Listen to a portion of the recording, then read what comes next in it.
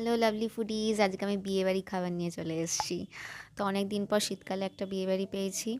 তো সেখানে চলো গিয়ে কী কী খেলাম বলি তোমাদের। প্রথমেই খেয়েছিলাম হচ্ছে গিয়ে ফুচকা, তারপরে চিকেন পকোড়া, কফিও ছিল কিন্তু কফিটা আমি খাই না।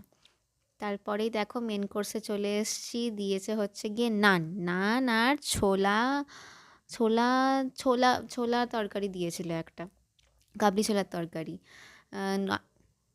নান কিন্তু ভীষণ নরম ছিল জানো, টেস্টি ভীষণ ছিল। তো ওই কাবলি ছোলার তরকারিটা দুটো একসাথে ভীষণ সুন্দর খেতে লাগছিল।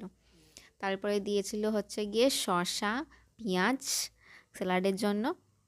আর তারপরে দিয়েছিল হচ্ছে ডিমের টেবিল। এই ডিম কোথায়, ডিম কোথায়, এইটুকু তো ভেঙে দেখেছি ডিম নেই। চলো দেখি আরেকটু ভাঙা যাক। হ্যাঁ, এই তো ভাঙা হচ্ছে। এই দেখো আমাদেরকে দিয়ে দিয়েছে হচ্ছে গিয়ে হাফ ডিম, ডিমের টেবিল হাফ ডিম। অনেক ভালো, খুবই টেস্টি ছিল, গরম ধোঁয়া উঠছিল। কিন্তু ব্যাপারটা হচ্ছে আমি এতগুলোই ফুচকার পকোড়া খেয়ে নিয়েছিলাম যে মেন কোর্স আমি খেতে পারছিলাম না। তারপরেই দেখো চলে এসছে ফ্রাইড রাইস আর হচ্ছে গিয়ে চিকেন। চিকেনটা ছিল কিন্তু শো স্টপার আজকে। চিকেনটা হচ্ছে গিয়ে খানিকটা বানানো হয়েছিল,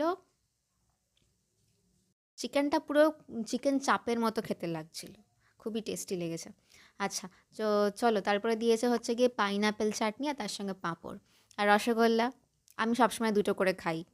ভীষণ নরম ছিল রসগোল্লাটা। বসিরহাটের রসগোল্লা যারা খেয়েছে তারা আমাকে জানিও। হ্যাঁ, ভীষণ নরম ছিল রসগোল্লা। আর তারপরে দিয়েছিল হচ্ছে গিয়ে দই আর হাজমোলা, যেটা কিনা আমি রাতের বেলা খাইনি, আমি বাড়িতে নিয়ে চলে এসেছিলাম। পরের দিন দুপুরবেলা দেখো ছাদে রোদ পোহাতে পোহাতে আমি খেয়েছি। এই দইগুলো ভীষণই দেখবে নরম হয় আর টেস্টি টেস্টি হয়। দইয়ের মাথা খেতে কারা পছন্দ করে আমাকে জানিও কিন্তু। হ্যাঁ, এই দেখো দই কাটলাম, ভীষণ টেস্টি খেতে ছিল। আর তারপরে ছিল হাজমলা। ওকে, বাই।